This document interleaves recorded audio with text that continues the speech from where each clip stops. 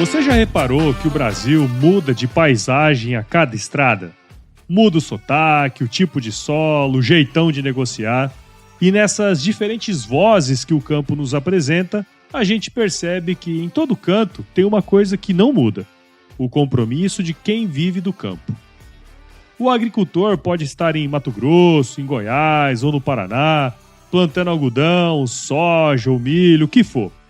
Em fazendas pequenas ou grandes, com diferentes histórias e desafios, histórias que ecoam e se conectam. Cada um com seu jeito, mas todos com a mesma força. É por esse caminho que a AMAGE segue expandindo, chegando mais longe para estar ao lado de quem faz o agro acontecer. Porque onde tiver um agricultor, a AMAGE está junto. 28 de julho, Dia do Agricultor. AMAGE, conte com a gente. Dá para fazer uma fábrica processadora de batata para a indústria de french fries, né, daquelas batatas palitas? Essa era a pergunta. E a gente fez aqui, a gente chegou à conclusão que seria muito complicado por causa da qualidade e tal. Então, depois desse projeto, acabou surgindo a oportunidade, um convite para mim ir ao México. E foi muito engraçado que naquela época a pessoa que cuidava do projeto falou assim: se você falasse espanhol, eu te convidaria para um projeto. Porque o projeto brasileiro estava acabando, eu ia tocar minha vida, minha carreira, minhas coisas. E aí eu virei e falei assim, eu respondi para ele em espanhol, né? Ele falou assim: mas você fala espanhol? A gente tinha passado quase um ano junto falando inglês.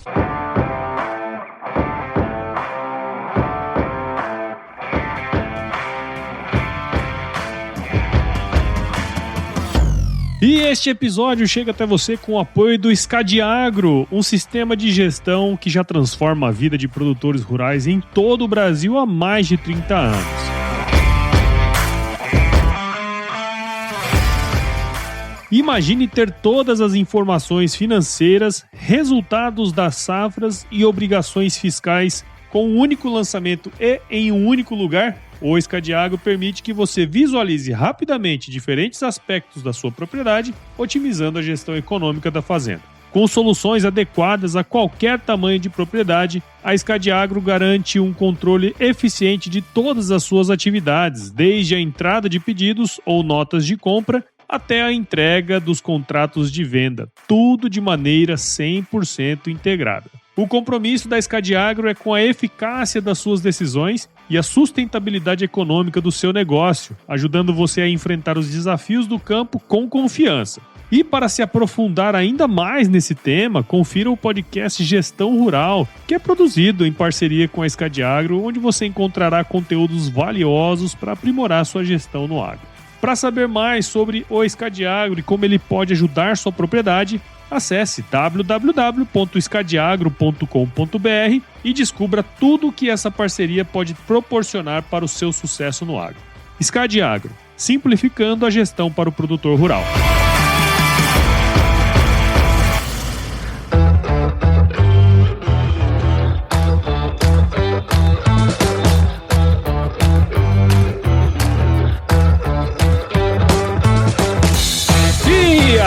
Pessoa, tudo beleza? Estamos começando mais um episódio aqui do Agro Resenha e nesta semana estou aqui com o Rodrigo Egeia de Miranda. Eu fui buscar, né, Doc? Doc formado na Exalc, engenheiro agrônomo e é diretor Brasil da PHC, que é Plant Health Care, certo? Exatamente. Doutor Rodrigo, muito obrigado por estar aqui com a gente, seja super bem-vindo ao Agro Resenha Podcast. Muito obrigado, Paulo, é um prazer estar aqui com vocês e para nós é sempre um prazer poder falar um pouco da nossa história, contar um pouquinho do que nós fizemos e do que nós vamos fazer, né? O mais importante é isso. Tem que dar o spoiler, né?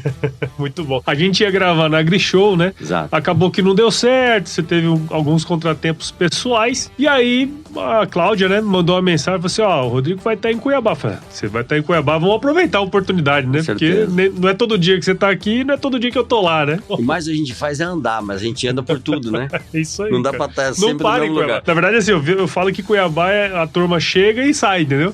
Vai pra primavera, você tava em primavera ontem, provavelmente ela deve viajar também pra outro lugar. Então, mas que bom que deu certo, né? Com certeza. Obrigado pela oportunidade de estar aqui. Muito bom. E pra você que tá aí ouvindo o Agro Resenha, já sabe, aqui a porteira não tem tramela pra quem busca se informar sobre assuntos ligados ao agronegócio, então não sai daí que esse bate-papo aqui tá muito legal. Firma o golpe que nós já estamos de volta.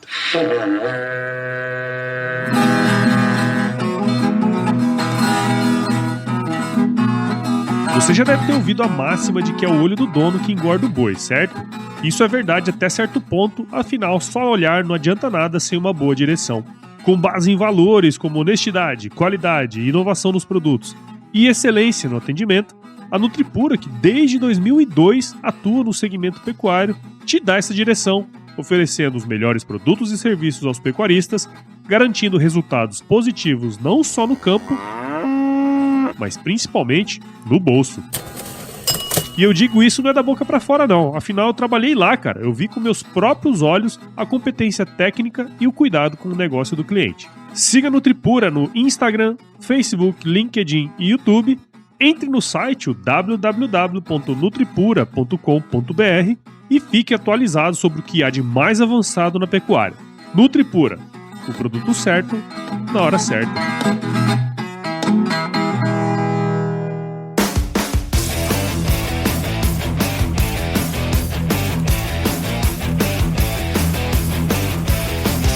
Estamos aqui de volta com o Rodrigo. Rodrigo, pra gente começar essa resenha aqui, conta um pouquinho da sua história. Eu sei que tem bastante história aí, mas conta um pouquinho da sua história pra gente, cara. Graças a Deus a gente tem muita história. A gente fez muita coisa e por isso mesmo tem muita história pra contar. Mas eu vou sumarizar. Eu, obviamente, fiz a minha formação em Piracicaba, fiz mestrado na Exalc, comecei trabalhando no começo da minha carreira com bataticultura, pesquisador em bataticultura. Fui ao México pela McCain, pelo McDonald's, fazendo um projeto para eles de viabilidade econômica para a produção de batata para a indústria. Quando eu voltei, eu quis associar a minha carreira técnica, fisiologista de planta, a uma coisa que eu gosto muito, que é a administração. Então eu fui juntando as duas. Acabei indo parar, sem querer, no mercado de glifosato genérico. Daí eu fui parar na Monsanto, fui mexer com glifosato não genérico, né? Original, exatamente. Original, WG. E fiquei na Monsanto aí por quase 6 anos. Depois da Monsanto, tive um convite da Syngenta. Fui fazer uma carreira na Syngenta, mexendo não só com glifosato, mas com outros herbicidas não seletivos. Dali eu fui para ser diretor de marketing da Adamar. E da diretor de marketing da Adamar fui de uma posição mais robusta, digamos, de vice-presidente da América Latina para uma empresa chinesa, a Pilarquim. Na Pilarquim tive a oportunidade realmente de conhecer o que a gente brinca, né, que é o mundo de Marlboro, né? Ou seja, são os distribuidores da América Latina inteira, onde a ideia era você realmente poder fazer negócio e dentro de um mercado que é genérico, que é um mercado que vamos dizer, a diferenciação é muito mais preço do que qualquer outra coisa. E atendimento. A gente focava muito na questão do atendimento, da qualidade dos produtos.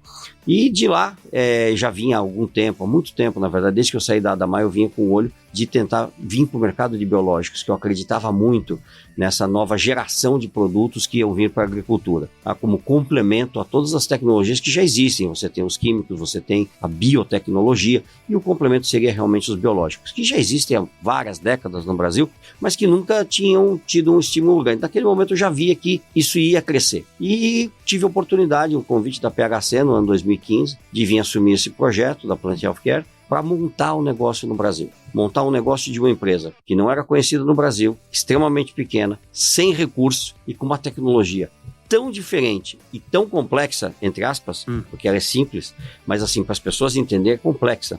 E que foi, como que eu vou fazer esse troço virar?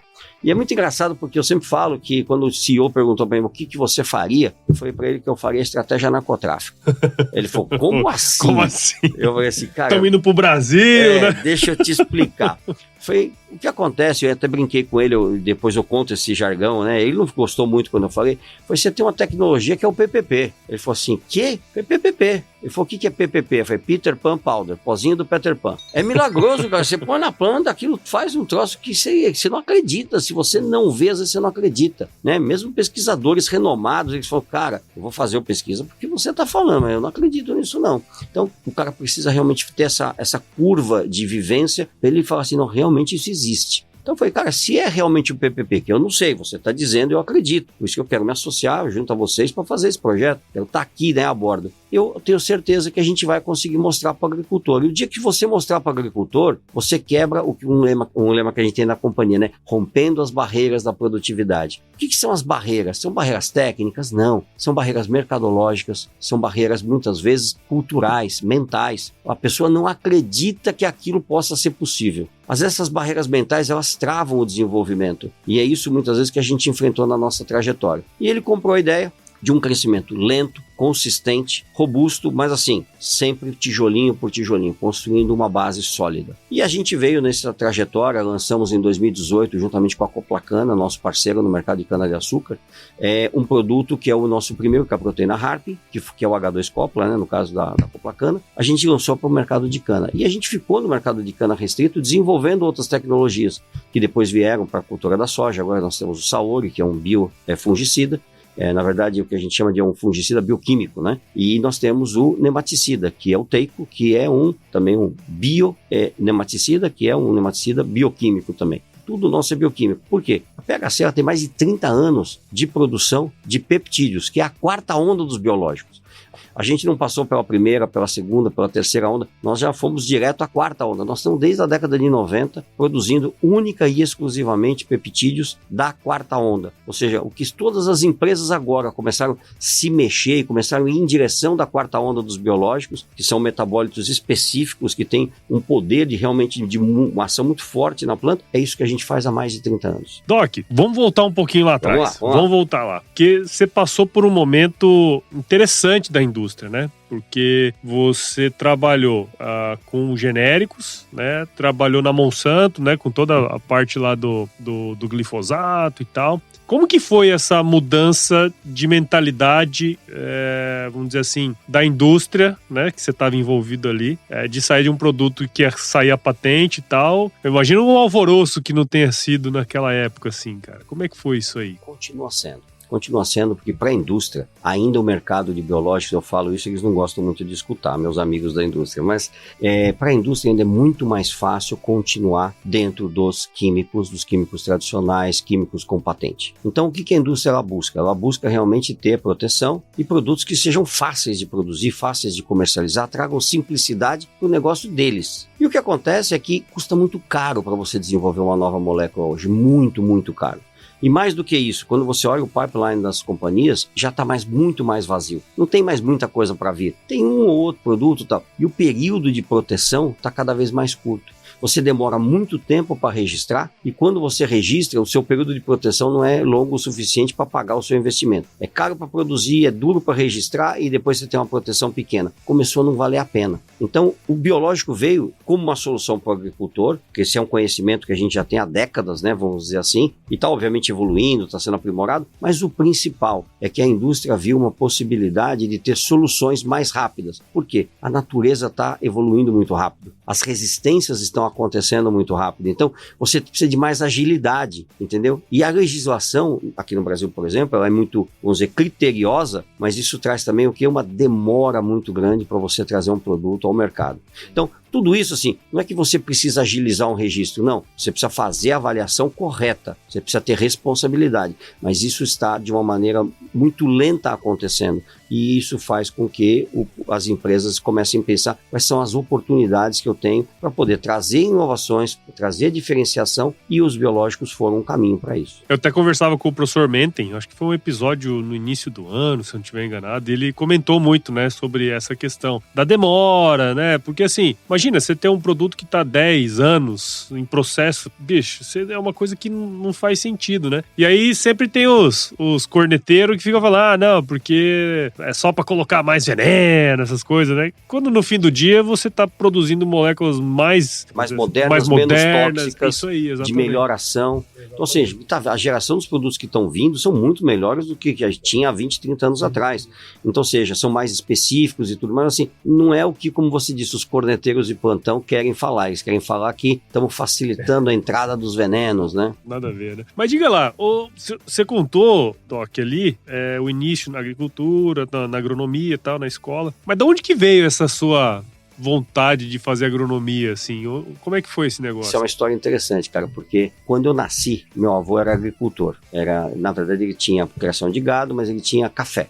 Então eu cresci num cafezal, vamos dizer assim. Dizem que quem cresce num cafezal é apaixonado pelo negócio. Então, sou apaixonado. Não sou apaixonado pelo cafezal, como pelo café.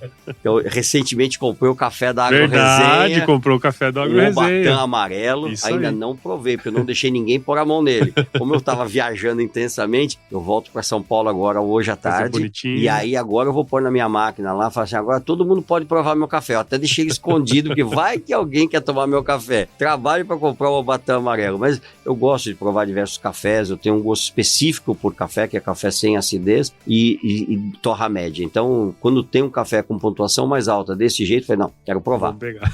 Então, meu avô plantava café, tinha produção de café na região de Garça, eu morava em São Paulo, mas todos os feriados prolongados, férias, eu adorava ir para lá. E, cara, para mim, a minha praia era estar na fazenda, mexendo, andando a cavalo, correndo atrás de boi, andando no cafezal, vendo o viveiro de mudas. Cara, eu gostava disso, dirigindo o trator, entendeu? Mesmo sem carta, né? Sim, normal. Eu conto que eu fiz a minha primeira grande aventura aos 12 anos, quando meu avô me deu um Detroit D60 e mandou buscar uma mudança numa fazenda e levar para outra.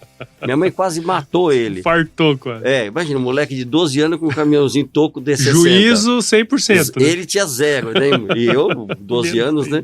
Mas assim, então, eu sempre vivi nesse meio. Mas meu avô, ele sempre quis que eu fosse... Meu avô, para mim, é uma figura muito importante, meu avô materno, e foi uma figura muito importante para mim. E aí, ele queria que eu fosse advogado. Ele achava que eu tinha uma pegada para advogado. E eu até acho que daria até um advogado legal.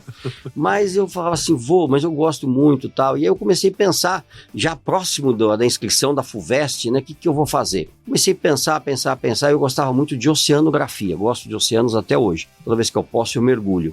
Para alguns lugares que eu vou, eu mergulho, gosto de vida marinha e tal. Fui muito inspirado por Jacques Cousteau, né? Só que eu fui ver, eu ia ter faculdades muito longe de casa. Eu não queria me distanciar muito da minha mãe. Eu achava que ela precisava do meu apoio, do meu suporte. E aí eu falei assim, putz, não vai dar. Agora, se eu for fazer advocacia, cara, eu vou ficar em São Paulo. Eu não quero ficar em São Paulo. Eu não aguentava mais morar em São Paulo. Eu falei, não, eu quero ir para alguma coisa que seja meio próximo. E aí eu comecei a pensar. Falei, sabe uma coisa? Eu vou fazer agronomia. Mas meu avô falava que eu não podia ser agrônomo. Ele não queria que eu fosse agrônomo. Apesar de ele ter fazenda e tudo mais. Ele falou, não quero. Agrônomo, não. Ele, agrônomo, era vendedor de adubo, ele falava. Um preconceito enorme, né? E aí, cara, eu comecei a conversar e eu tive contato com o PP de uma república lá de Piracicaba. E ele começou a me contar, ele trouxe o currículo inteiro de todos os anos. Eu tive uma conversa, que é o PP ou Penumbra, né? Uhum. E aí, que era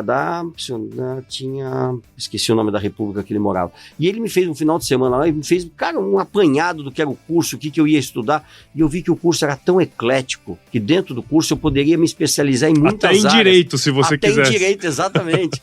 E aí foi assim, cara, tá aí, eu vou fazer. Aí eu fui e comuniquei pro meu avô que a minha decisão era essa. E fui fazer. Melhor oportunidade da minha vida foi realmente fazer. Não só pelo fato de ter realmente feito uma coisa que eu gosto, sempre gostei, fiz com muita facilidade, ia pras festas, curtia a vida em Piracicaba, então, mas assim, eu sempre levei a faculdade com uma facilidade enorme. Todo mundo sabe quem fez comigo, né? Muita facilidade, porque eu gostava muito, eu tinha uma facilidade de entender tudo aquilo e de anexar com coisas que eu já tinha vivido no passado, na minha carreira. Foi assim que eu vim parar na agronomia. E quando eu me formei, eu falei, cara, eu quero fazer uma especialização. Eu quero continuar indo nessa linha de fisiologia, fitotecnia. Então eu continuei realmente fazendo mestrado e foi aí que eu comecei como consultor. Então eu comecei vendendo pesquisa para produtor. Naquela época era muito difícil. Hoje é um pouco mais fácil, mas naquela época... Mas é difícil ainda, né? Não, é difícil ainda, mas naquela época, cara, é engraçado porque o produtor não queria pagar por pesquisa. Não. As instituições tinham que prover a pesquisa para ele ou as empresas. E eu não, eu cobrava dos produtores para dar uma consultoria e fazer pesquisa naquela situação dele, entendeu? Me concentrei muito na questão de nutrição de plantas, fisiologia e adubação. Ah, que legal, cara.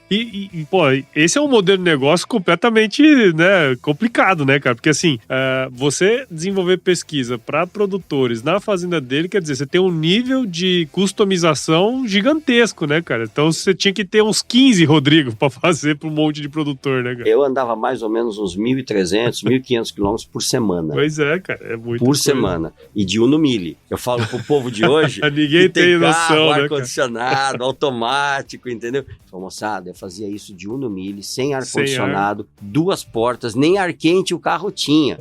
No frio, a gente congelava dentro do carro nas estradas. Mas assim, cara, era outro mundo e assim, acho que valeu porque a gente foi criando musculatura, né? Sim. Então, quando eu fui começar o projeto da PHC recentemente, eu digo para as pessoas, eu falei assim, o pessoal fala, mas onde você acha que você vai chegar? Eu falo, onde eu vou chegar eu não sei, só Deus sabe, mas musculatura para tocar esse negócio a gente criou durante a vida. E você comentou outra coisa interessante também, né? Hoje você entrou na escola naquela época já com um background, né, de fazenda e tal. Hoje em dia tá cada vez menos comum isso, né, cara? E aí, de alguma maneira, a pessoa vai, se especializa muito numa coisa e esquece de ver o todo, né? Porque eu imagino que para você atender um produtor e tal, não é uma coisa trivial. Você tem que entender o sistema do cara, entender de fazenda, né? Que muitas vezes a gurizada mais nova não consegue entender de fazenda ainda, né? Eu acho que em todo negócio você tem que ter a visão do todo, né? O que a gente brinca que o inglês é o big picture, né? Quando você não olha o big picture, e eu falo muito a respeito dos médicos, né? Você vai num médico hoje, ele é ortopedista, né? Só que ele é ortopedista de pé. Aí tem o ortopedista de mão. Dedo. E é de dedo. E aí, assim, quando que você tá... O cara fala, mas a minha mão tá doendo também. Fala, não, mas eu vou te indicar um colega que cuida de mão, tá? Então, cara, é uma especialização tão grande e que você tem que pensar assim, as pessoas são um todo. Assim como o negócio é um todo. Quando você vai chegar para administrar um negócio, você tem que olhar qual é o grande quadro, qual é o todo que eu tenho que analisar. E quando as pessoas chegam com esse nível de não conhecimento e se especializam na faculdade, ele perde realmente essa noção. Hoje, quando eu converso com um agricultor e ele me fala alguma coisa, eu consigo ligar aonde está aquela necessidade dele, porque está tão distante muitas vezes daquilo que eu estou falando para ele. Estou falando, por exemplo, de um controle de nematóide, né? Ontem uma pessoa falou para mim, falou assim, quem podia imaginar que o nematóide ia virar uma coisa tão importante na agricultura? Foi bom, eu imaginava, porque eu vi o sofrimento do meu avô com nemeloidógeno em café. Cara, era uma coisa impressionante. Às vezes você plantava uma mudinha de café, ela não ia para frente. Ele dizia, pode arrancar porque o nematicida não deu certo. Aí ele arrancava aquela muda, jogava fora, tratava aquele talhão que ele estava plantando café e plantava de novo. Por quê? Para poder ter um desenvolvimento mínimo da muda. O pé maior, não que não afete, mas ele já tinha menos problema. Tinha momentos que você tinha população grande de nematóide, que não tinha, talvez não tivesse feito o tratamento, você plantava uma muda, ela não ia para frente, cara. Isso era um problema. Sem dúvida.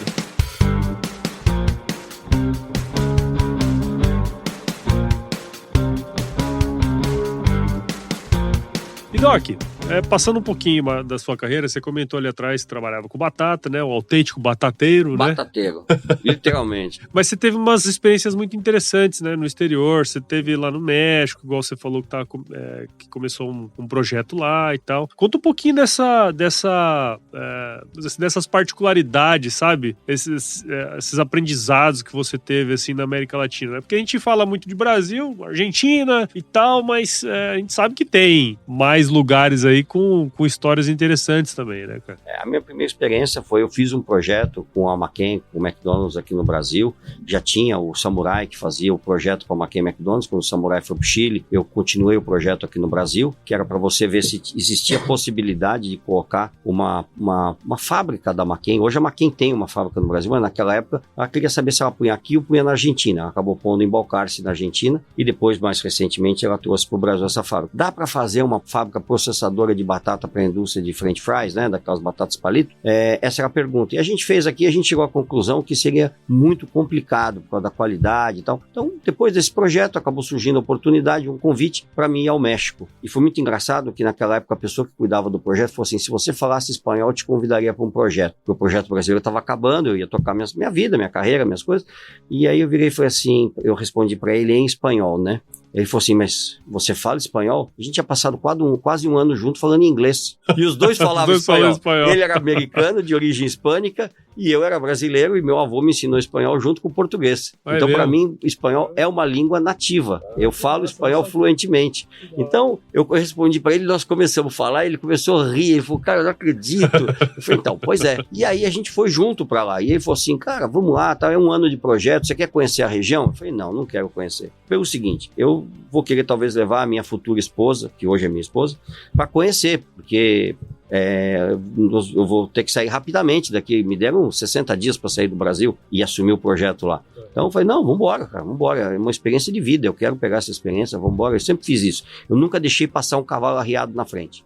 Pode ser chucro, pode ser feio, pode ser bonito, pode ser o que for. Eu monto nele. Se ele me derrubar, não tem problema, cara. Você levanta, bate a poeira e vamos embora de novo. É assim que a gente vai. Tem que agarrar as oportunidades. Eu vi essa oportunidade, falei, não, essa oportunidade eu quero. Então a gente foi. E aí, você quer ir lá conhecer? Eu falei, não. Mal eu sabia, eu não fui atrás, né? Porque imagina aquela correria, alucinação, que era a zona de narcotráfico. Era em Los Mochis, Sinaloa. Olha aí que coisa boa. E, cara, foi uma experiência, assim, de vida. Foi um baque. Foi um baque. A hora que eu cheguei lá. Aliás, meu irmão me deu um livro, né? Sobre México. E aí eu falei, vou ver o que fala da cidade. Aí, quando eu começo a falar da cidade, eu tava na sala de embarque para entrar no avião, da Varig. Aí, quando eu comecei a ler esta região inóspita do México, cheia de narcotraficantes, com guerras de quadrilha nas ruas, não sei o quê. Falei, gente, aonde eu fui amarrar meu burro, cara? Mas tudo bem. Vambora, né? Cheguei lá, mas na hora que eu cheguei lá, que eu vi aquilo, cara, parecia uma terra arrasada. E eu cheguei depois de uma das duas chuvas do ano. Uma das duas chuvas, porque chove 150 milímetros numa chuva e 150 na outra. 300 milímetros no ano. 300 milímetros no ano. E é um calor desgramado. Eu cheguei no inverno, né? Vamos dizer assim, né? E aí o que aconteceu, cara? Eu tava indo pro inverno, tava bem quente ainda. Eu cheguei e a cidade tava alagada, porque não tem drenagem. Não chove, não tem drenagem. Quando chove, a cidade fica 1 dia, 2 dias alagada, naquela época, né? E depois a água ia baixando. Eu falei, gente do céu, o que eu vou fazer? E abriu a porta do avião, assim, parecia que você tava no inferno, aquele bafo subindo. Pior que Cuiabá. Cara, não, muito pior. Eu cheguei lá, o meu chefe tomou um baque, porque ele tava comigo, me encontrou na cidade do México, me encontrou lá, e a gente foi junto. E aí ele tomou um baque, eu também, mas ele disse que não quis deixar transparecer. Mas era óbvio pela cara dele, você viu a cara de surpresa. Mas foi muito bom o período lá, depois eu voltei, casei, minha esposa foi comigo, a gente passou o resto do ano lá, eu passei um ano inteiro, e ali eu aprendi muita coisa, cara, muita coisa. Acho que pude vivenciar diversas experiências, criar mais musculatura ainda. E eu conto uma história para todo mundo, que eu sou uma das poucas pessoas que entrou e saiu da fazenda do Chapo Guzmán, porque eu não sabia que era dele. É mesmo? Aí eu cheguei na porteira, eu e ele. El Chapo, ele tava preso nessa época, né? E aí eu cheguei lá e eu encostei, imagina, você vai, tô procurando fazenda para fazer campos de batata. Eu ia fazer campos de batata, eu precisava encontrar terra e eu não conseguia encontrar ninguém, porque tava todo mundo nos Estados Unidos, porque na época do calor eles ficam lá, nos Estados Unidos. Depois os batateiros voltam, né? Ainda mais porque tinha a questão da segurança e tudo mais. E aí, como não tinha ninguém, eu falei, vamos correr os campos aí, ô Frank, vamos dar uma olhada no que a gente acha. Aí vi uma fazenda linda, maravilhosa. Cara, um armazém gigante, que é onde ele pôs um Boeing para carregar de drogas e soltar nos Estados Unidos, né? Então, assim, uma infraestrutura tremenda. Eu falei, vamos lá, né, cara? Aqui é o lugar. Aqui é o lugar, vamos encostar nesses, cola nesses caras, né? Aí chegamos no portão, eu falei assim, o chefe tá aí? O cara falou assim, não. E lá tá tudo muito armado, então isso não chamava atenção. Metralhadora, fuzil, não chamava atenção, pistola, porque todo mundo ali anda muito armado, né? É uma região belicosa, vamos dizer. E aí eu cheguei e falei, o chefe tá aí? Ele falou, não. Eu falei assim, o chefe do campo. Ele falou, tá. Eu falei, quero falar com ele. Que é assim que o mexicano fala, né? Positivo. Eu aprendi rapidamente, né? Fui lá e peguei meu trampo, fomos lá no escritório. Quando eu chego no escritório, cara, tinha 9 emparelhados na frente do escritório. O menos armado é um cara com 2 pistolas 9mm na cintura, grandão, com uma cara de índio, que é o cara que foi preso com o Chapo agora, na última prisão dele, que ele foi deportado, é o cara que foi preso com ele. Aliás, ele foi preso 2 quadras de onde eu morava. Meu Deus. Colônia Scali em Los Mochis. Foi lá que ele foi preso. E, cara, comecei a falar com o cara muito, assim, desagradável. Não é um típico mexicano. Eu falei, mas que cara desagradável, né? Tudo que eu falava pra ele não aceitava. Eu olhei pro Frank, eu peguei e falei, vou dar o meu cartão pra você. Demos os cartões pra ele e tal. Se você mudar de ideia e quiser fazer um campo de batata, você chama a gente. Viramos as costas, montamos no carro e saímos. Quando a gente pegou a estrada pra voltar pra Los Mochis, e falei, cara, eu nunca vi um mexicano tão mal educado, cara. Um cara assim, desagradável, mal educado e tal. E aí, a gente voltando, nisso liga um dos batateiros pra nós, que tinha acabado de descer, ele estava em Tucson, no Arizona, e tinha acabado de chegar em Los Mochis. E a gente tinha deixado o recado pra ele, ligou pra nós. Falou, onde vocês estão? Estamos aqui na estrada, voltando, tal, para Los Mochis. Mas onde vocês foram? Viemos visitar uma fazenda aqui, Agrícola São Vicente. Hã? Não, viemos aqui visitar a fazenda, assim, tal, tá vendo? Não, mas vocês não foram lá. Não, já fomos, já estamos voltando. Já voltamos. Não, mas vocês não entraram. Nós entramos, lógico que nós entramos, nós fomos lá até o escritório, um povo muito desagradável. Ele falou, cara, a fazenda do Chapo. Eu falei assim, pô, me suena. Chapo Guzmán. Entendi. Caralho. Ele falou, cara, vocês não podem ter entrado lá, mas ninguém avisou vocês. Eu falei, lógico que não, ninguém falou nada. Rapaz, o risco de vocês terem tomado uma rajada de metralhadora lá. Exatamente. Então são as coisas que você vai vivendo aí no caminho, nesse caminho da internacionalização, né? E que é muito bacana. E, cara, fui comprar caminhonete lá, compraram na Cidade do México, então eu tinha que pegar a caminhonete sem placa, e vim da Cidade do México para Los Mochis. Compraram uma caminhonete que era vermelha, era uma Silverado vermelha, V8, linda, maravilhosa. Só que era o carro dos narcotraficantes jovens do México. E o cara, o mexicano, fez de propósito, porque ele ficou puto, ele não queria que tivesse um brasileiro no projeto. E eu não sabia de nada, né? O tal do Carlos, né? Que era o head do país, da McCain. E ele comprou um carro que era igual dos narcotraficantes. E ele queria pôr uma placa da Cidade do México. E lá, quando você sai com a placa da Cidade do México e você chega em Los Mochis, é pedir para tomar um tiro, né? Porque eles falam que eles não gostam de carros chilangos, né? Chilangos é do Distrito Federal, né? Então, e ele queria pôr uma placa, só para ferrar mesmo o projeto. E eu falei, cara, eu não vou pôr placa daqui, porque o pessoal lá do Los Mochis me falou que era para pôr placa no local. Você tem só 2 dias para chegar em Los Mochis. Eram 1.200 quilômetros, cara. Naquela época não tinha GPS. Eu passei num farol e um canadense que estava lá me ajudou, Pierre Desmarais, é o Pierre de las Papas que ele chamava. O Pierre falou, vou te comprar um mapa. Cara, ele comprou um mapa que eu tenho até hoje, é grandão, assim, das carreteiras mexicanas. E eu, cara, eu fui dirigindo no final de semana, olhando os mapas das carreteiras e fui indo, É igual um guia 4 rodas de São Paulo. Tipo assim. E fui, cara. E foi muito legal, porque até eu chegar no final de Jalisco, que é onde tem Guadalajara, foi tudo beleza. Depois que eu passei a fronteira de Jalisco, entrei no estado de Nayarit, cara, eu não andava 30 quilômetros, os caras me paravam. Toda vez. Que era a fiscalização dos pregos, né? Pregos, que era o pessoal do narcotráfico e tudo mais, fiscalizando. Todo lugar eu parava. Aí na viagem seguinte, de novo, na volta. Cara, mas o que tá acontecendo? E um belo dia tinha um daqueles armários americanos, assim, que ficava nesses... pessoal do exército americano, para dar suporte aos mexicanos. Eu falei assim, cara, posso fazer uma pergunta? Eu vejo gente passar aqui, cara. Não tem uma fiscalização, cara. Uma que eu consiga passar sem parar. Toda vez que eu tô passando pelo esse tipo de fiscalização, ele começou a dar risada. Ele virou e falou assim, você já conheceu um narco jovem? Eu falei, não, nunca conheci um narco jovem. Ou se conheci, não sabia. Foi um narco jovem, dirige uma Silverado vermelha, com vidros negros, igual a sua, tá? Então a gente não sabe quem tá dentro. E quando a gente abre, a única diferença é porque a deles tem carpete no seu assoalho até o teto. E tem um aparelho de som. E a sua é original. Então a gente já começa a ver. Mas quando a gente olha para você, o narco jovem fala mais de um idioma. Então você percebe um certo acento na fala dele, no espanhol dele. Então, o que eu posso te dizer, você se diferencia de um narco jovem apenas, única e exclusivamente, porque você não tem carpete no carro inteiro. Então dá para perceber que não deve ser, mas mesmo conversando com você, você tem uma aparência, porque eles são muito educados, eles normalmente não têm problemas, vamos dizer assim. E você era jovem na época, né? Eu falei, cara, que beleza. Aí que eu fui entender por que o cara comprou uma Silverado vermelha na Cidade do México. A minha sorte é que ele não pôs chapa mexicana, chapa do DF. Caralho. Senão ia ser um carro tilango em Los Mochis, cara. Talvez não estaria aqui te contando a história. Mas depois disso, cara, vim pro Brasil, fiquei um tempo na Monsanto. Na Monsanto tive a oportunidade de trabalhar com outros países, mas aí é um ambiente mais controlado, porque você vai dentro do ambiente da companhia nos países, né? E depois tive na Syngenta, também a mesma coisa, um outro ambiente, que é o ambiente dos distribuidores Syngenta, do povo Syngenta. Mas a grande oportunidade foi quando eu fui para Pilar Quim, como eu te disse, eu fui pro mundo de Marlboro. Aí eu conheci a América Latina como ela realmente é. Então tivemos aí, em vários estados, na América Central, as viagens que a gente fez para Guatemala. Guatemala é um país lindíssimo, né? Tinha até um ex-morador da Coração que era da Guatemala. Não, ele é do Panamá, desculpa. Do Panamá. Panamá também, maravilhoso país. Agora na Guatemala tem uma peculiaridade, não use seu cartão de crédito. Ele vai ser clonado na primeira vez que você usar. Então, tudo isso a gente vai aprendendo, né? Como fazer negócio. Eu fiz tradução simultânea entre um argentino e um colombiano. O argentino não conseguia se comunicar com o colombiano, eles não se entendiam. Eu falei, não, deve ser piada um troço desse. Aí o colombiano falou, é porque ele não fala espanhol. Aquela chiadeira, né? Aí eu virei e falei, ainda bem que não fui eu que falei, vocês vão falar que eu tenho preconceito com os argentinos, né?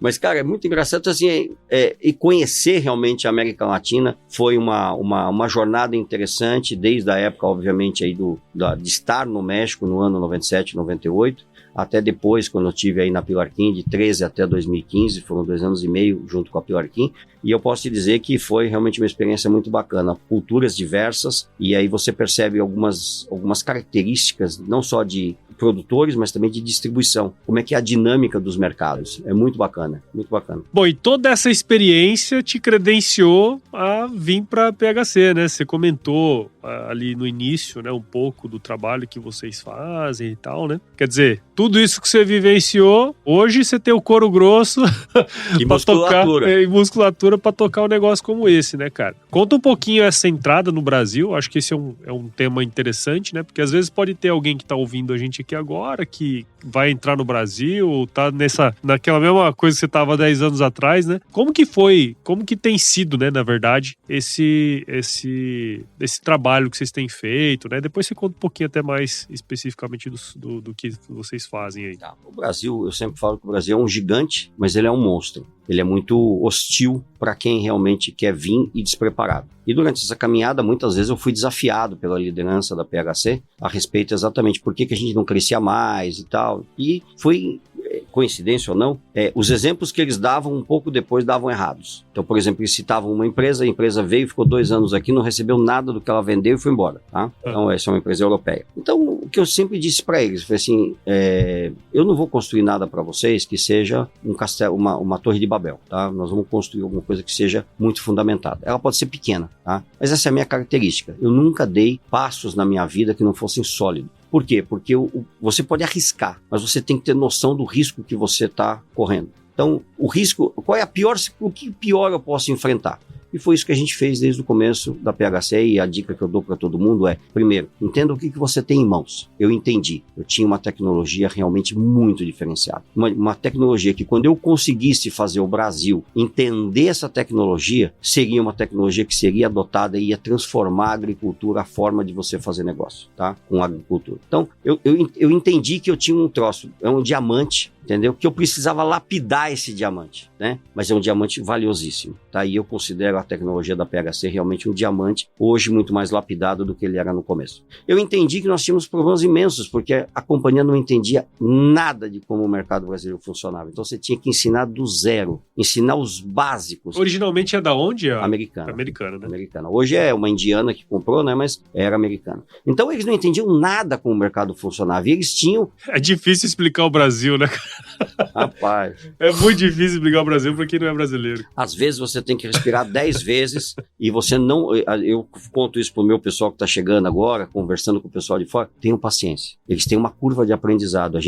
É nossa obrigação ensiná-los, porque quando eles aprenderem, eles vão ajudar a gente. Mas eles precisam aprender, eles precisam entender. Então, cara, vamos ensinar os caras. Então, ao mesmo tempo que eu estava começando a fazer a estratégia no Brasil, existia uma curva de aprendizado, de ensinamento pro pessoal lá fora. E o que aconteceu foi que chegou no momento em que toda a estratégia que eles haviam montado não ia funcionar. Eles queriam fazer só parceria. Eu brincava que eles queriam que alguém pegasse eles no colo, falava, vou desenvolver o mercado para você, ainda vou te dar 70% de margem. Tipo assim. Eu falei, cara, isso não vai acontecer. E outra, mudava a diretoria, mudava o gerente, mudava não sei o quê, tudo voltava meio a estaca zero. Aí quando eu estava 11 meses já na empresa, um dia eu levantei da cama em São Paulo, dei um pulo na cama e a mulher falou, o que aconteceu? Eu falei, tô indo para Piracicaba. Eu falei, como assim? Se for, quer ficar em São Paulo? Hoje eu decidi que eu vou para Piracicaba. Acabei de decidir. Liguei para um cara em Piracicaba, falei, por favor, arruma uns campos aí, nós vamos fazer uma pulverização com a nossa proteína nos campos de cana. Como assim que proteína? Eu te explico tudo aí, cara. Você vai na cooperativa, compra o pulverizador jato, compra os Becker, não sei o que, pra gente preparar, compra os equipamentos, tá bom? Prepara tudo, conforme às 11 horas no máximo eu tô aí, a gente bate um rango e vamos pra roça. E vamos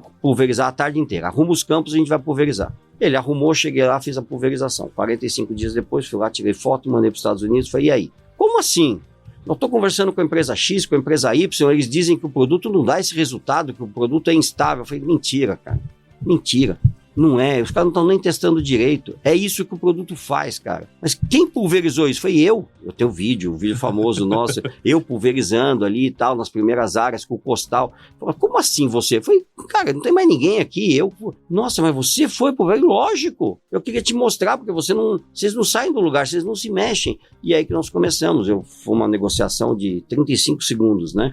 Eu falei para ele, quanto você precisa? Eu falei, $100 mil. Ele falou, te dou 10. Eu falei, não, você não entendeu. Ele falou, te dou 50 então. Eu pensei 2 segundos, falei, beleza, é meu, pode mandar. Com 50 mil dólares, o que eu ia fazer de projeto? Falei, bom, vou contratar um cara, vamos fazer o máximo de demoplots possível, tentar convencer um cliente para ser nosso parceiro. E isso realmente aconteceu. O Placana veio, se aproximou de nós, a gente mostrou para eles como funcionava, a gente fez 82 campos demonstrativos em cana-de-açúcar. Todo mundo da indústria dizia que o Leonardo, que está com a gente até hoje, né? Que o Leonardo tinha mentido para mim. Eu falei, não, você não entendeu, amigo. Eu já visitei mais de 60 desses campos. Eu sei que o campo está lá, está tudo mapeado por GPS no Google Maps. Está tudo lá. Se você quiser, eu puxo o Google Maps para você, te mostro todos os campos, tem o detalhe de cada um dos campos. Óbvio, perdemos mais de 30 desses campos. Por quê? Porque a usina colhia, o produtor colhia, pegava fogo. Cara, mas uns 50 resultados a gente teve. E dali a gente começou todos os nossos dados com a proteína Harpy. E com isso a gente foi criando credibilidade. Eu tinha uma experiência que dizia o seguinte, você vai e faz um teste, mas o cara, ele é um incrédulo e não quer usar. Então você faz um teste em tomate variedade A, mas ele não quer usar. O que ele fala? Eu só planto a variedade B. Você não testou na B, então não posso usar. Muleta, né? O que nós fizemos com os demoplots? A gente tinha área de tipo A, tipo B, tipo C, área de restrição, variedade A, B, C, D, E, altitude várias, anos diversos. Nós temos uma base de dados hoje de demoplots, mas todos iguais. E as pessoas falam assim, como é que você vai analisar isso estatisticamente? Eu virei e falei assim, cara, sai da caixinha do agro e vai para a caixinha da indústria farmacêutica. Como é que esses caras fazem pesquisa? Eles põem todo mundo dentro de uma casa, dentro de um plot, para fazer a repetição, todo mundo morando junto, comendo a mesma comida, tendo o mesmo chefe, o mesmo filho, a mesma esposa, tendo o mesmo carro que quebra. Cara, como é que é? Ou eles têm uma variabilidade. Você tem que pegar o modelo estatístico da indústria farmacêutica e aplicar no agro, porque a gente é muito dentro da caixinha. Olha o big picture, cara, olha, faz diferente, porque não dá para fazer do meu jeito. Cara, nós jogamos estatística em cima dos nossos dados. Cara, a solidez do dado, o cara chega para nós e fala assim, mas você testou a variedade Y? Tá lá. Tá aqui, ó, tenho 12 campos e aqui estão os resultados. E a altitude Z? Tem aqui. Mas e se? Tem também. Então, às vezes tem mais dados ou menos dados, mas, cara, são mais de 350 campos totalmente feitos biometria.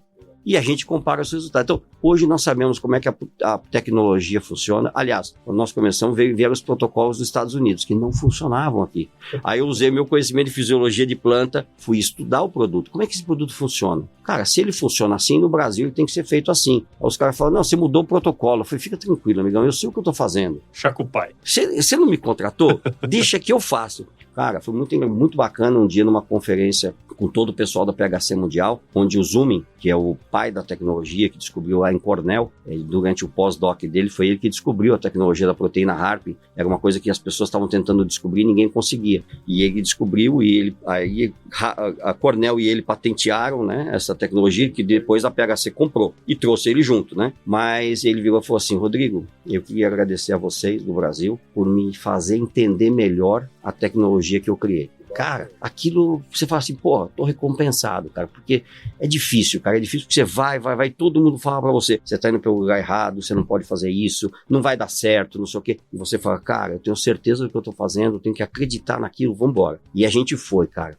E a gente fez a reunião agora com os novos integrantes, que a gente contratou 42 funcionários em 90 dias. Caralho, vocês conseguiram encontrar? Encontramos, graças a Deus a indústria estava demitindo, então nós começamos a pegar os caras que realmente faziam sentido para nós, com um perfil muito bom dentro daquilo que era o nosso objetivo, e trouxemos os caras a bordo em 90 dias. Ninguém acreditava que a gente ia contratar mais uma vez, ninguém acreditava e nós fomos lá e fizemos. Então, essa é uma característica da PHC. E a gente foi, posicionou a proteína Harpy, começamos a crescer em cana. Assim, crescemos pouco, muito menos do que a gente gostaria, mas crescemos muito mais do que a gente poderia imaginar que a gente cresceria nesse período. A parceria com a Coplacana está sendo excelente para nós dentro do mercado de cana, e a Coplacana também acessa outros mercados. E aí, a gente tinha a outra geração, continua sendo quarta onda de biológico, mas a geração do que a gente chama dos Pritec, que é o Saori, que é o Teiko, que é o Moshi, né? Fungicidas, nematicida, registrados como fungicida e nematicida. E aí a gente começou a fazer isso e uma grande, não vou citar o nome para não ser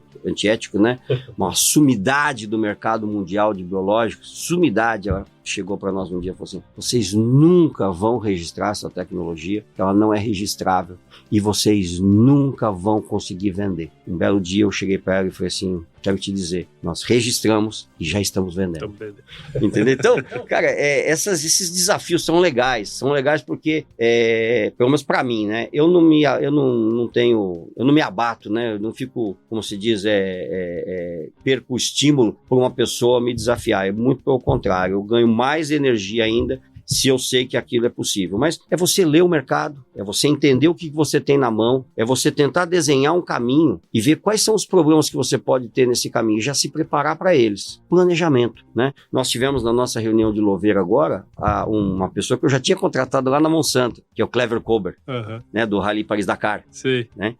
E eu trouxe o Clever de novo para conversar com o pessoal. Cara, a história dele e do André Azevedo com o Paris-Dakar e a nossa história tem muita similaridade dos perrengues, das dificuldades, de você estar no deserto sem os equipamentos necessários para você fazer, entendeu? E de repente você se perde, e aí? O que você vai fazer? Para e pensa. Ele contou para nós uma situação do André, por exemplo, de você chegou no momento que ele tomou um tombo e quebrou o tanque e começou a vazar gasolina. Ele parou, pensou e falou assim: se eu for para frente, quanto mais eu for para frente, o carro de apoio vai demorar para chegar. Mais tempo eu vou ficar no deserto. O que ele fez? Mesmo indo para aquela direção, ele virou a moto e andou para trás. Porque com o combustível que ele tinha, ele conseguiu chegar nos carros de apoio. Cara, é tão simples, mas se você não para e pensa, você toma a decisão errada. Não é tão simples e assim. É o que a gente fala, na PHC a gente sempre parou, pensou muito, analisou qual que é o que dá mais resultado para nós e para cá. O que mais a gente poderia fazer para ser garantia de que a gente vai chegar por aqui. Então, vamos por aqui. Mesmo que aqui seja menos do que aquilo lá, mas a gente vai por um caminho que a gente vai conseguir ir, como se diz, consolidando este crescimento. Não adianta eu dar um pulo grande se eu sei que eu não vou cair em lugar nenhum. Sim, sem dúvida. Tem várias coisas legais aí nesse comentário seu, né, Rodrigo? Porque assim, cara, você pegar uma costal e fazer o campo experimental, né, por conta própria, num instantâneo, né, pensamento ali, cara, isso não é pra qualquer um, né? Isso é muito coisa de brasileiro também, né? Não tô conseguindo, dou meu jeito, né? Dou meus pulos, né, cara? Mas, cara, depois de todo esse tempo aí, 10 anos já nessa toada, conta um pouquinho, só pra gente ir pros finalmente isso aqui, o que é de fato a tecnologia? Se fosse, a tecnologia, né, ou pode... É o PPP. É o PPP. O que é esse negócio, cara? Conta pra gente. Os peptídeos, como eu disse, são a nova geração de proteção de cultivos, tá? E não só proteção, mas tem bioestimulação também. Mas eles são a próxima geração. Por quê? Porque eles não são, vamos dizer assim, micro-organismos vivos. Ele é um metabólito já. Então ele tem estabilidade. Mais do que estabilidade, ele tem uma concentração, ele tem um poder de realmente agir sobre a planta de maneira muito mais intensa. E padrão também, né? Padronizado também. Isso, padronizado. Então, assim, nossos peptídeos, desde 30 anos atrás, o que eles são? Eles são proteínas que são secretadas por bactérias fitopatogênicas. Então, não é qualquer proteína, não é qualquer aminoácido, vamos dizer assim. É uma proteína que a planta conhece muito bem, porque é essa proteína que faz o micro-organismo, o patógeno, a bactéria, atacar a planta. Então, a planta, ela reconhece essa proteína. Então, a gente pega a parte de não contaminação, como a gente faz com as vacinas de gente, a gente faz uma vacina para a planta. E a gente vai e vacina esta planta, do ponto de vista simbólico, né? A gente vacina a planta. Com isso, o que acontece? Você consegue ter uma ativação gênica e uma mudança no mecanismo celular, tá? Que faz com que essa ativação, ela se perpetue até o final do ciclo. Até você matar a cultura, ela vai estar lá. Quando você tem uma cultura perene, é óbvio que você precisa ter os períodos de reaplicação, entendeu? Para você reforçar, voltar. Então você tem um fading disso, você tem uma suavização do efeito. Mas assim, numa cultura de ciclo curto como a soja, você aplicou na semente, você vai ter. Essa é outra coisa. Quando a gente falou que ia pôr na semente, todo mundo disse, não funciona na semente. Eu falei, como não funciona, cara? Se funciona na folha, por que não vai funcionar? Não funciona na semente. Eu posso ver se não vai fazer dano na semente, mas vai funcionar na semente. Aí nós teimamos, perdemos um ano, mandaram a gente suspender,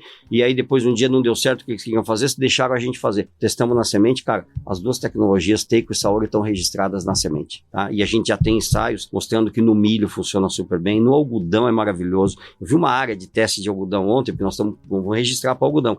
Cara, impressionante. Você olha e fala assim, cara, o que é isso? Entendeu? Retenção das maçãs da parte inferior, que são as que têm a fibra melhor. Cara, no caso do milho, a parte de sanidade da cultura. Cara, impressionante, é impressionante. O que você olha e fala assim, cara, se eu não tivesse visto, eu não acreditaria. Então, são peptídeos que vêm de bactérias fitopatogênicas, onde a gente, através de uma tecnologia que é nossa, a gente consegue extrair, tá? A gente consegue combinar diferentes bactérias, às vezes, e fazer produtos. Por isso que você tem uma coisa que é a proteína HARP, uma coisa que é o Saori, uma coisa que é o Teico, né? Então, a gente tem diversos produtos que vêm de diversas bactérias diferentes. E a gente consegue fazer essa vacina, que é aplicada em plantas, ela precisa ter contato com a planta, porque ela não entra na planta. Peptídeo não entra dentro de planta. Resíduo zero. Você pode aplicar hoje e colher mais tarde. O resíduo é zero. Não entra dentro da cultura. Não é translocado. O que transloca dentro da planta é a mensagem, é o sinal. Então você recebe... O cara fala, mas é sistêmico? O sinal é sistêmico. Vai para cima, vai para baixo, vai para o lado.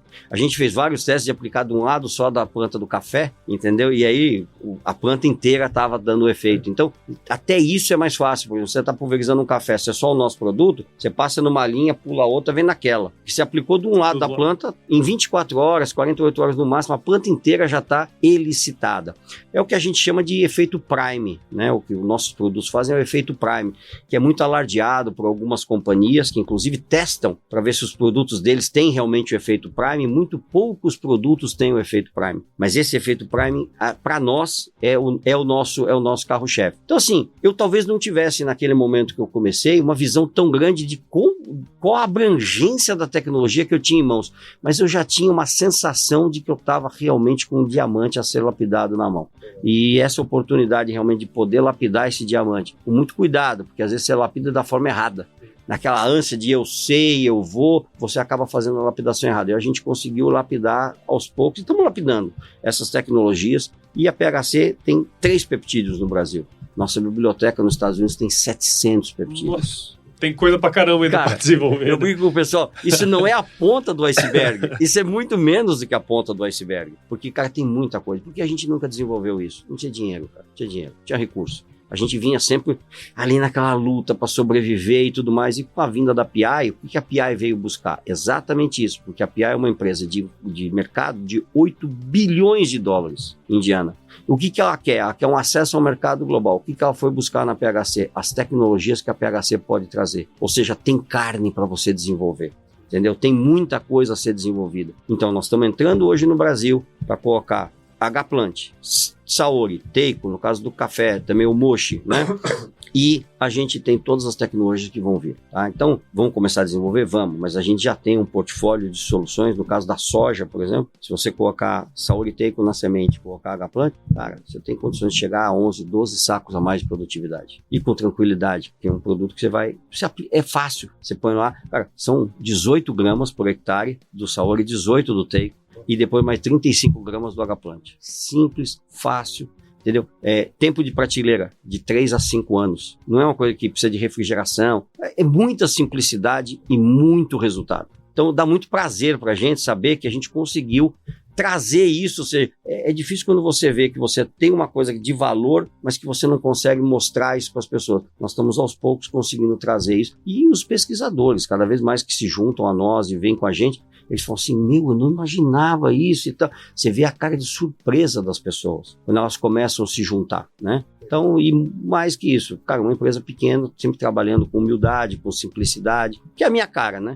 Eu sempre falei assim, o povo foi falar, o Frade, você é meio arrogante. Não sou, cara, não é isso. Assim, você aprendeu com os mexicanos, pô. Isso, exato. Isso é coisa do espanhol, cara.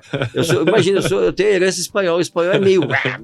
Mas assim, no fundo, cara, acho que você tem que ser humilde, escutar as pessoas, entendeu? Escutar o mercado, o que precisa, o que não precisa. E não é o que eu quero fazer, mas o que eu posso fazer para realmente acessar e ter um resultado positivo, né? Ou seja, quando você escuta realmente o cliente, você consegue trazer soluções para ele mais eficientes. Muito bom, muito bom. E para o futuro, cara? O que reserva o futuro aí? Seu, da empresa? Cara, eu gosto muito do que eu faço, essa coisa de desenvolver negócios. Quando eu fui aos poucos saindo de uma posição, de outra posição, eu fui buscando o que eu queria fazer. E engraçado, eu calhou de vir da PHC aquilo que realmente eu gosto de fazer. Eu gosto de desenvolver negócios, né? E é exatamente o que eu estou fazendo hoje, né? Então, desenvolver negócios, eu estava numa palestra uma vez da Monsanto com um consultor, né? E o consultor falou assim, se você ganhasse hoje 1 milhão de vezes na Mega Sena, naquela época não era Mega Sena, era outra coisa, acho que era Quina, Loto, sei lá o que era. Se você ganhasse 1 milhão de vezes na Mega Sena, o que você faria amanhã quando você acordasse? Eu demorei uns 4 meses para responder isso para mim. E é engraçado que quando eu consegui responder de verdade, a gente fala, vou comprar barco, avião, vou viajar o mundo, né, sabe aquelas coisas. Mas pensa que assim, todo dia você vai ter um mundo de dinheiro, você vai poder gastar o que você quiser. Dinheiro não será mais um problema. Como é que você ocupa seu tempo, cara? Você vai acordar, o que vai fazer? O que vai fazer você realmente ter razão para acordar e desenvolver alguma coisa durante o dia? E eu, naquele momento, eu pensei, dando um exemplo hipotético, né? Foi assim, eu gostaria de repente, foi depois de 4 meses, não foi uma coisa que eu respondi assim, não.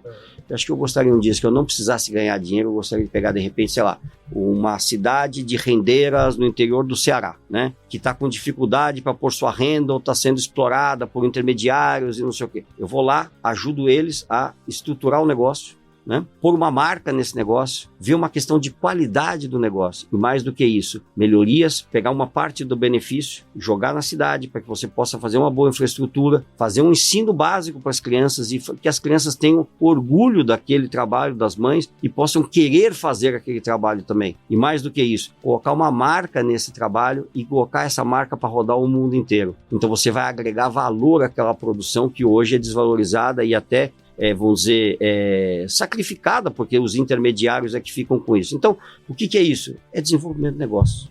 Do mais básico, estruturar ele todo, até gerar o benefício. Recentemente as pessoas disseram assim para mim, cara, que bacana, né? Você colocar mais gente dentro da empresa e quando você olha a diversidade dentro da PHC, você tem gente, o pessoal fala muito de etarismo, né?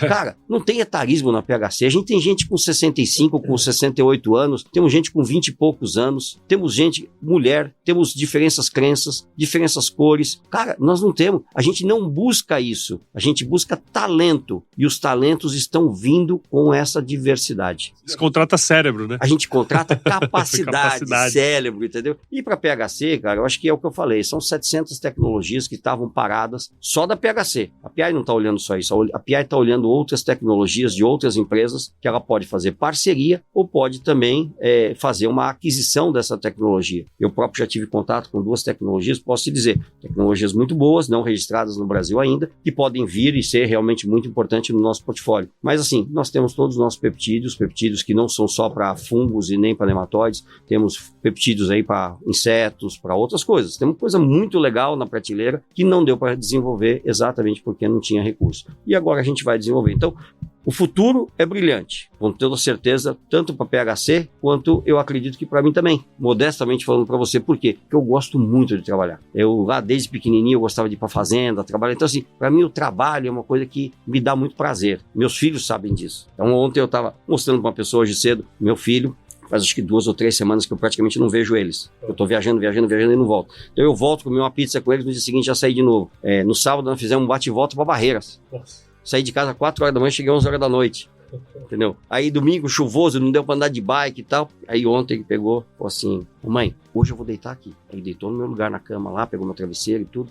Aí ele falou assim, mãe, eu vou mandar um avião pra buscar o papai hoje. Ele sabe que eu chego hoje, né? Mas ele queria que eu chegasse ontem. Aí eu falei assim, filhos, aguarda, seu pai chega amanhã. Então, cara, é difícil pra nós, porque você fica longe da família. Mas, cara, é gostoso, porque você fala assim, eu tô construindo alguma coisa que não é só pra mim. Sim. É para um mundo melhor, para um mundo diferente. Tentar...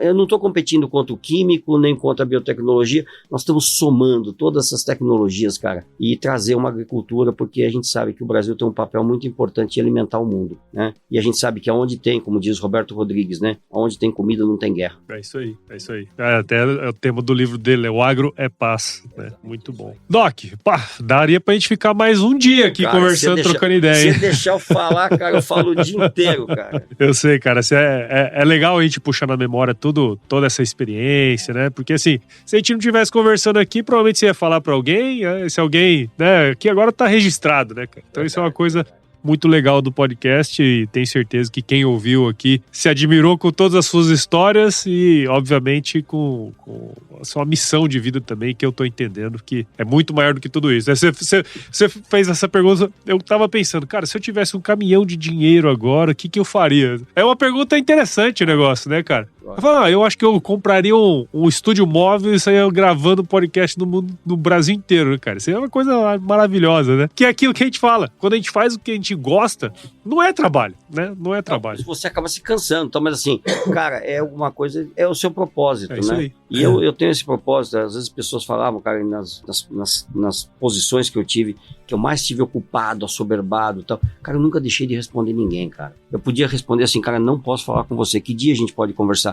Agendava, o cara até podia pensar, pô, mas que cara, não agendou pra falar comigo? Cara, não dava, mas eu nunca deixei de falar com ninguém, porque qual é o propósito? Eu sempre falei, as pessoas são mais importantes que os negócios. Às vezes eu tava fazendo uma apresentação, o cara chegava com uma situação muito difícil, eu parava o que eu tava fazendo e atendia a pessoa. Porque eu li depois isso, foi engraçado, porque eu já fazia, mas eu li de alguém isso.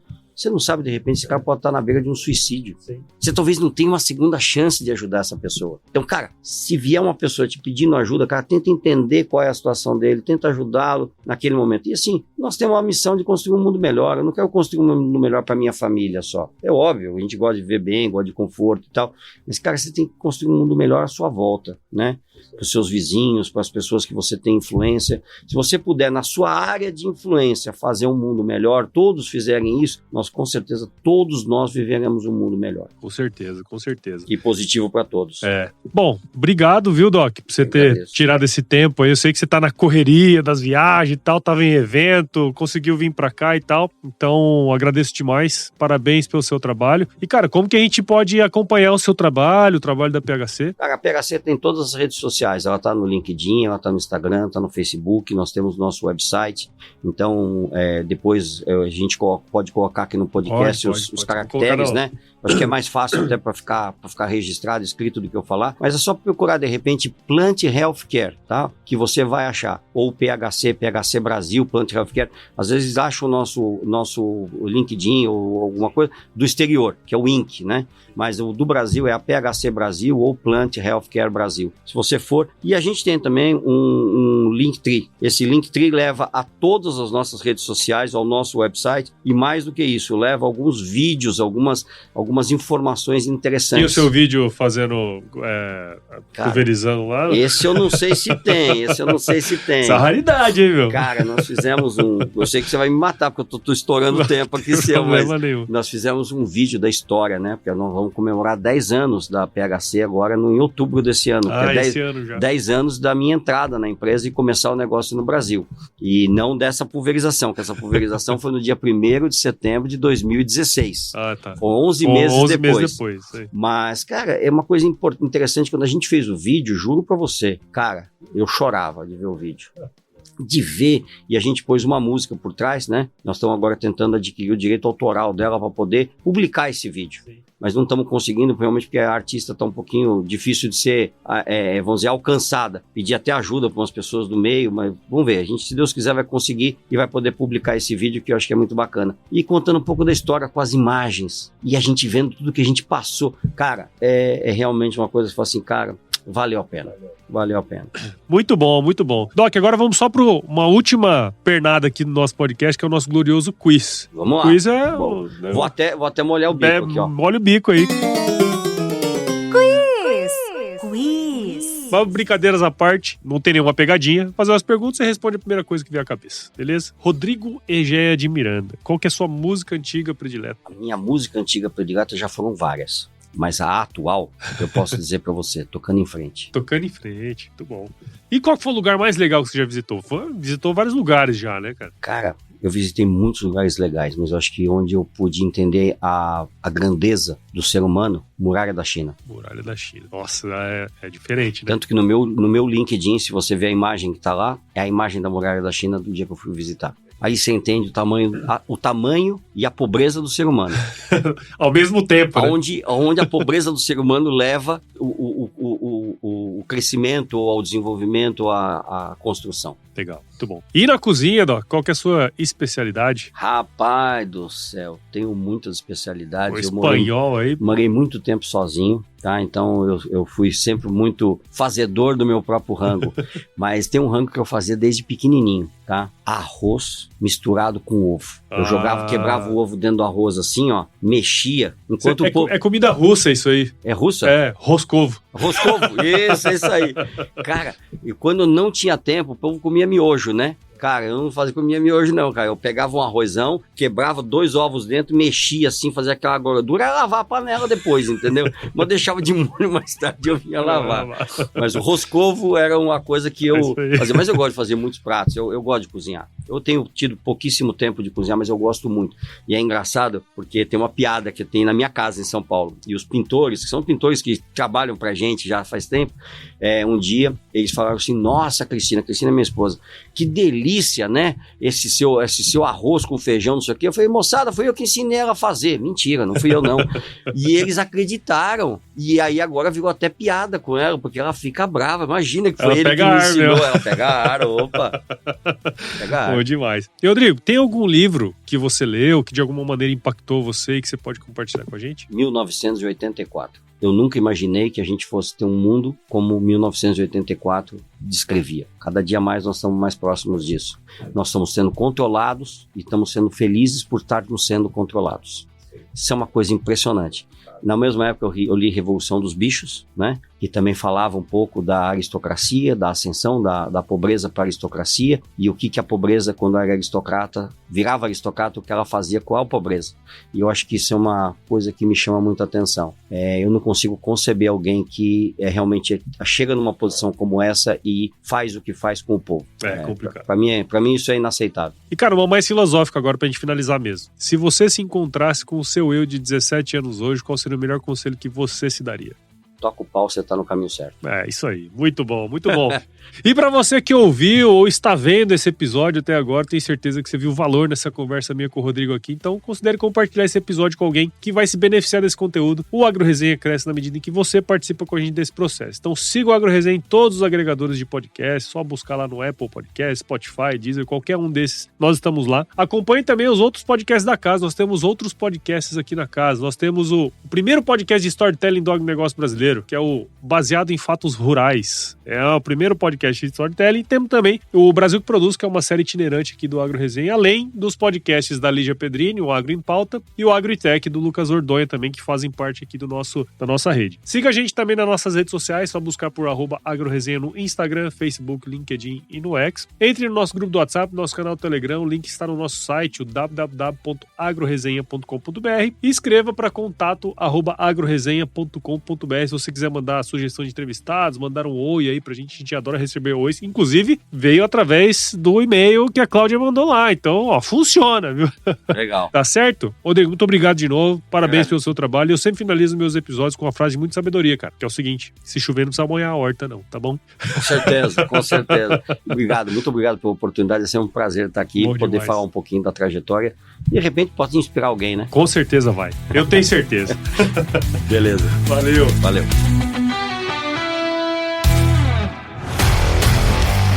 E aí, você gostou desse podcast? Se gostou, considere compartilhar esse episódio com alguma pessoa que irá se beneficiar desse conteúdo e nos ajude a alcançar ainda mais pessoas. O roteiro e a apresentação desse episódio foi do Paulo Ozaki, a produção do AgroResenha e a edição do Senhor A.